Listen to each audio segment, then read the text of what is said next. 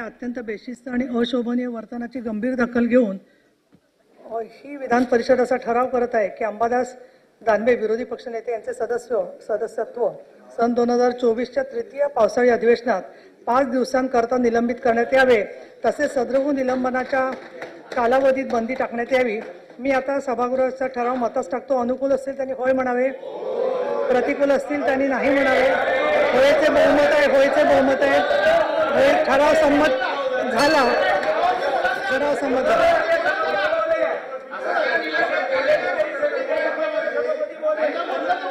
ठराव मंजूर झाला।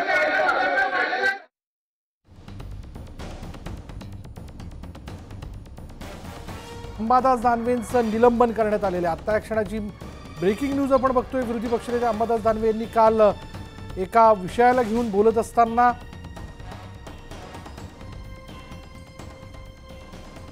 काही आक्षेपार्ह शब्दांचा वापर केला होता, असा आरोप भाजपच्या आमदारांनी त्यांच्या विरोधात लावलेला होता। आणि हे निलंबन केल्यानंतर विधान परिषद जी आहे ती तहकूब करण्यात आलेली आहे। निलंबन झालेलं आहे, त्यामुळे बोलायचा प्रश्न नाहीये त्याच्यामध्ये। मी पुढचं कामकाज पुकारते आहे आणि त्याच्यामध्ये या संदर्भामध्ये आज आपली वेगवेगळ्या चर्चा झालेल्या आहेत या संदर्भामध्ये जे आहे ते, आणि म्हणून मी पुढचं कामकाज पुकारते। तुम्ही बोला, त्यांना ते निलंबित झालेले आहेत, त्यांना जर ऐकून घ्या। अशा प्रकारच्या ठरावावर यापूर्वी कधीही चर्चा झालेली नाही। अशा प्रकारच्या ठरावावर यापूर्वी कधीही चर्चा झालेली नाही। अशा ठरावावर कधी चर्चा होत नाही। अशा ठरावावर यापूर्वी कधी चर्चा झालेली नाही। अशा ठरावावर कधी चर्चा होत नाही। चुकीचा पायंडा नको या ठिकाणी, अशी चर्चा होत नाही। आपण पुढचं कामकाज घेऊया। चंद्रकांत दादा पाटील लेईंग करायचंय।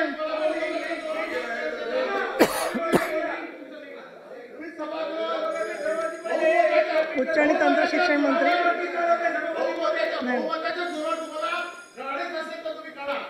सभापती महोदया, शिवाजी विद्यापीठ कोल्हापूर यांचे सन 2022-23 या वर्षाचे वार्षिक लेखे मी सभागृहासमोर मांडतो।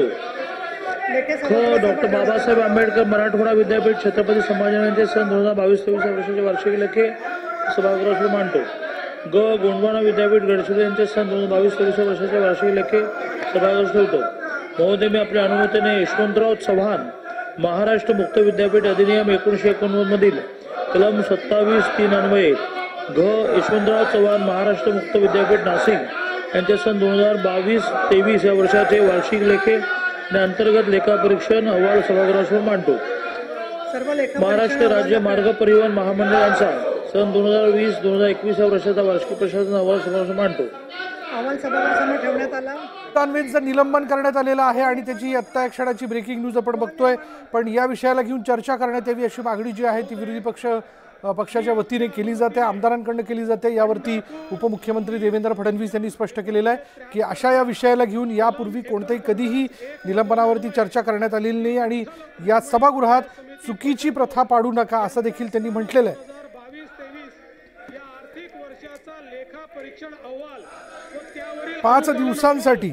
5 दिवसांसाठी आपण बघतोय की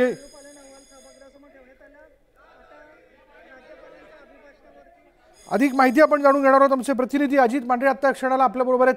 अजित, निलंबनाची कारवाई जी ती करण्यात आलेली आहे, काय माहिती याबद्दल?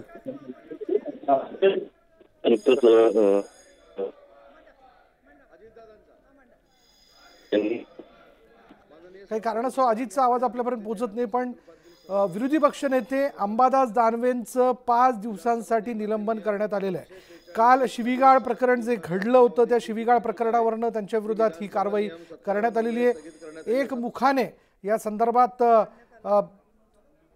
सत्ताधारी बाकावरील आमदारांनी त्याला पाठिंबा देऊ केलेला आणि यावरती चर्चेची मागणी जी ती केली जाते। पण यावरती चर्चा अशा प्रकारच्या कोणत्याही निलंबनावर यापूर्वी चर्चा झालेली नाहीये आणि ती चर्चा करू नये अशा प्रकारे चर्चा करून या सभागृहात अशा प्रकारची परंपरा किंवा पायंडा पाडू नका अशी मागणी जी आहे ती उपमुख्यमंत्री देवेंद्र फडणवीस यांनी केली, तसं त्यांनी म्हटलेलं आहे।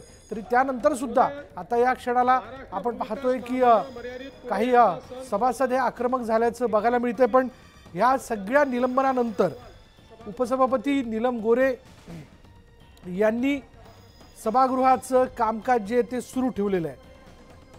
अधिक तपशील आपण जाणून घेऊयात। आमचे प्रतिनिधी अजित मांढरे आता क्षणाला आपल्या बरोबर आहेत, उदय जाधव आता क्षणाला आपल्या बरोबर आहेत। उदय, काय तपशील याबद्दल? विधान परिषदेमध्ये ज्या प्रकारे शिवीगाळ करण्यात आलेली आहे, विधान परिषदेमध्ये विरोधी पक्षनेते अंबादास दानवे यांच्याकडे ज्या प्रकारे शिवीगाळ भाषेचा प्रयोग करण्यात आलेला आहे, त्यानंतर आता अंबादास दानवे यांचं 5 दिवसांसाठी निलंबन करण्यात आलेलं आहे, तसा निर्णय घेण्यात आलेला आहे। आणि त्याच संदर्भात आपण इथे माहिती घेतो आहोत की अंबादास दानवे यांचं जे निलंबन जे आहे ते करण्यात आलेलं आहे।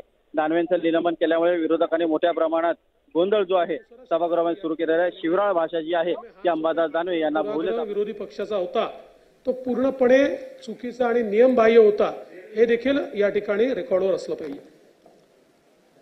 आज आमची गटनेत्यांच्या मीटिंगमध्ये चर्चा झाली होती। खरं तर गटनेत्यांच्या मीटिंगमधली चर्चा मांडत नसतो, परंतु आपण कोणतीच कुणाला संधी दिली नाही अशातला गैरसमज राहू नये त्या दृष्टिकोनातून गटनेत्यांच्या मीटिंगमध्ये काही लोकांवरती आम्ही ती जबाबदारी टाकली होती। परंतु त्या संदर्भामध्ये कुठलंही एक पुनर्विचार की आपण जे केलं तर अयोग्य आहे अशी कुठली भावना काही त्यांच्या वर्तनामधून दिसून आलेली नाहीये।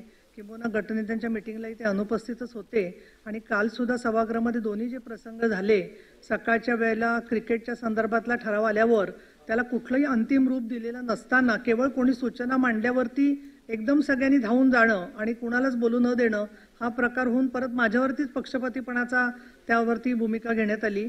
दुसरं म्हणजे काल जो संध्याकाळी दुपारी प्रकार घडला तो अत्यंत क्लेशदायक होता आणि अशा वेळेला मी उपसभापती आहे, महिलाही आहे, एका महिला लोकप्रतिनिधीसमोर एक विरोधी पक्षनेता अशा भाषेत बोलायला लागला तर उद्या आमच्या जिल्हा परिषद महानगरपालिकांच्या महापौर आणि जिल्हा परिषद अध्यक्षांसमोर प्रत्येकजण अशा भाषेत बोलेल आणि आम्ही जिथे जाईल त्या ठिकाणी याच भाषेमध्ये जर का बोलायला लागले तर आम्ही तरी आता हळूहळू अनुभवामधून खूप कठोर व्हायला शिकतोय, पण बाकीच्या महिला ज्या आहेत त्यांना काम करणं मुश्किल होऊन जाईल आणि परत त्याची दरपोक्ती की मी हे असं करतो कारण मी हे करणारच, म्हणजे ही कुठल्या प्रकारची संस्कृती रुजवली जाते ते खरं तर त्यांच्या नेते मंडळींनी पण विचार केला पाहिजे की ठिकठिकाणी महिलांना असुरक्षित वाटेल असं वातावरण कशा पद्धतीने केलं जात आहे।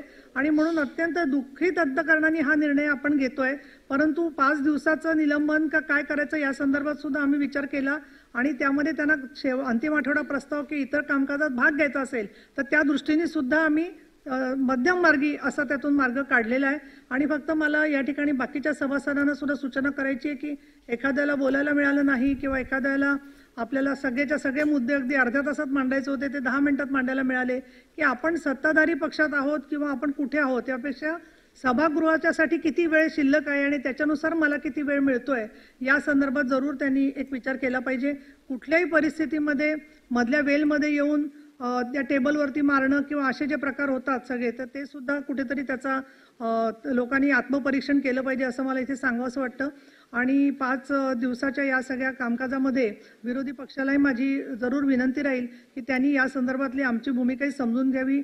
या सभागृहामध्ये अनेक लोकांची निलंबनं वेगवेगळ्या कारणांनी झालेली आहेत, त्याचा इतिहासही कधीतरी अनौपचारिकरित्या मांडता येईल आणि म्हणून अत्यंत न्याय्य, योग्य आणि उचित अशा पद्धतीची कारवाई चा प्रस्ताव आपण इथे मांडलेला आहे। आता आपल्याकडे थोड्याच वेळामध्ये आपल्याला राज्यपालांच्या अभिभाषणावरती चर्चेत घेणारी जी नावं माझ्याकडे होती, अहवाल कसला मराठवाडा विकास महामंडळाचा अहवाल ठेवायचा। सभापती महोदय, मी आपल्या अनुमतीने कंपनी अधिनियम 2013च्या कलम 395(1) मधील तरतुदीनुसार मराठवाडा विकास महामंडळ मर्यादित छत्रपती संभाजीनगर याच विषयी अधिक तपशील आपण जाणून घेऊयात। आमचे प्रतिनिधी अजित मांढरे आपल्या बरोबर आहेत। अजित, आता नीलम गोरेंनी त्यांची भूमिकाही स्पष्ट केली या उपसभापती म्हणून आणि त्यातनं एकूणच असं दिसून येत होतं की हे अटळ होतं की अंबादास दानवेंच्या विरोधात कारवाई होणार। अजित,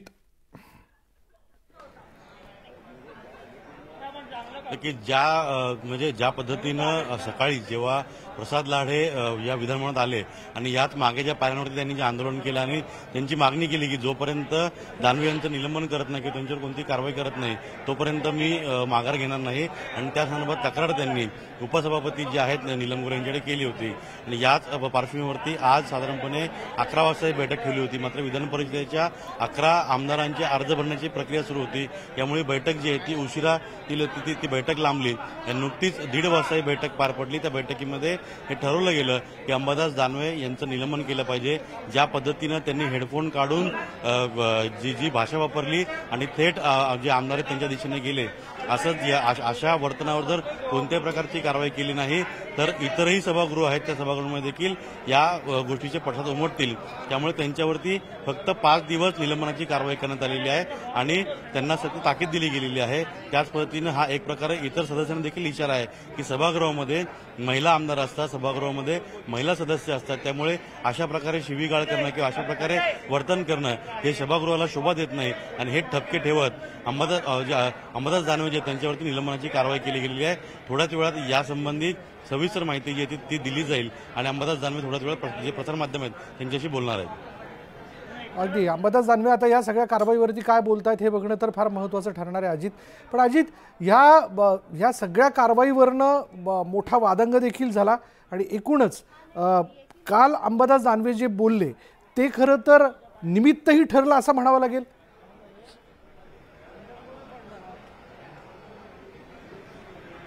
विशाल, खरं तर निमित्त ठरलं असं म्हणता येणार नाही, कारण का संपूर्ण जी घटना आहे ती कॅमेऱ्यामध्ये आलेली आहे. जे लाईव्ह चालतं विधान परिषदेचं कामकाज सर्वसामान्य जनतेला पाहता यावं यामध्ये सगळं रेकॉर्ड झालेलं आहे. त्यामुळे संबंधित जनतेने देखील हे पाहिलं असेल, प्रसारमाध्यमांमध्ये देखील तो व्हिडिओ चालला होता. त्यामुळे सभागृहाची गरिमा किंवा सभागृहाचा एक जे आदर्श असतो त्याच्याबद्दल कुठेतरी वेगळी चर्चा व्हायला नको किंवा त्याच्याबद्दल लोकांनी चुकीचं वर्तन करायला नको, या सगळ्या पार्श्वभूमीवरती ही कारवाई केली गेलेली आहे. ही कारवाई झाल्यानंतर विरोधकांनी सभागृहामध्ये गोंधळ घालायला सुरुवात केला की ज्या पद्धतीनं कारवाई केलेली आहे या कारवाईबाबत आम्हालाही बोलण्याला संधी द्यावी, कारण का अशा पद्धतीच्या कारवाईवरती विरोधकांचं देखील म्हणणं ऐकून घेणं गरजेचं आहे. आणि जर विरोधकांचं म्हणणं ऐकून घेतलं नाही तरी एक बाजूने कारवाई होईल असं म्हटलं जात होतं. तो गोंधळ त्यांनी केला.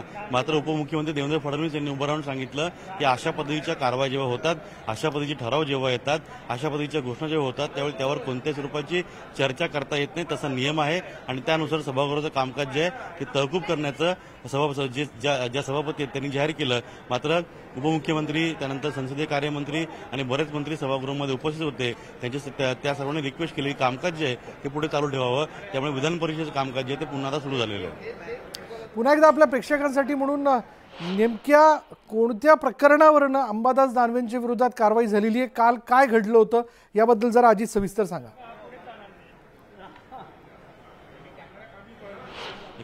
काल ज्यावेळेस विधान परिषदेचं सभागृह सुरू झालं होतं त्यावेळेस सभागृहामध्ये राहुल गांधी यांनी लोकसभेमध्ये जे भाषण केलं त्या भाषणामध्ये मोदी म्हणजे हिंदू नाही आणि हिंदू समाजाबद्दल काही वादग्रस्त वक्तव्य केली होती असं जे विधान परिषद सभागृहाचे जे भाजपचे आमदार त्यांचं म्हणणं होतं. त्यामुळे राहुल गांधी यांचा त्यांनी त्यांच्या भाषणाचा निषेध केला. त्यांच्यावर त्या पद्धतीनं संपूर्ण भाषणं जी आहे ती सत्ताधारी पक्षाच्या आमदारांची सुरू होती. यावर आक्षेप घेतला गेला विरोधकाच्या आमदारांकडून आणि त्यावर सभागृहामध्ये गोंधळ झाला. काही काळ सभागृह तहकूब केलं गेलं. पुन्हा जेव्हा कामकाज सुरू झालं त्यावेळी पुन्हा हाच विषय आला आणि त्यावेळीच विरोधक आणि सत्ताधारी आमने सामने आले आणि अचानक अंबादास दानवे यांनी समोर ते त्यांचं भाषण करत असताना त्यांनी हेडफोन काढला आणि समोर त्यांना आमदार जो आहे तो हात दाखवतोय, हे तुम्हाला हात दाखवू नको, मला बोट दाखवायचं. आणि अशा पद्धतीने ते रागाने त्या आमदाराजवळ गेले आणि त्यांनी त्यावेळी 2 वेळा शिव्या दिल्या. ते सगळं हा सगळा सीन जो आहे किंवा ही सगळी जी घटना जी आहे ही कॅमेऱ्यामध्ये कैद झालेली आहे आणि ती संपूर्ण महाराष्ट्र आणि संपूर्ण देशाने पाहिलेली आहे. आणि हेच संसदेचं किंवा आपल्या जी संसदीय जे कामकाज आहे किंवा विधान परिषदेत जी आहे त्याची जी गरिमा आहे किंवा वरिष्ठ सभागृह जे आहे त्याची गरिमा आहे याला कुठे ठेच पोहोचू नये याकरता कारवाई देखील झालेली आहे. हे देखील समाजामध्ये जायला पाहिजे. या सगळ्या पार्श्वभूमीवरती हा टप्पा ठेवत यांचं निलंबन केलेलं आहे. काल ही संपूर्ण घटना घडली. आज सकाळी इथे जे आमदार प्रसाद लाड ज्यांना दानवे यांनी शिवी दिली होती ते इथे आले. त्यांनी पायऱ्यावरती बसून आंदोलन केलं. मागणी देखील केली होती की जोपर्यंत